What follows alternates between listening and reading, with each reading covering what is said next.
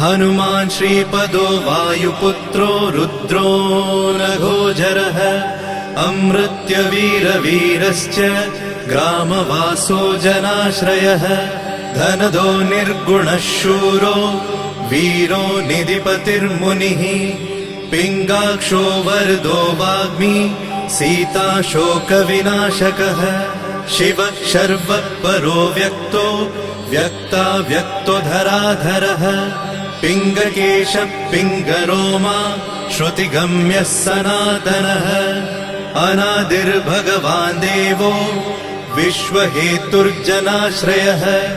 आरोग्यकर्ता विश्वेशो विश्वनाथो हरीश्वरः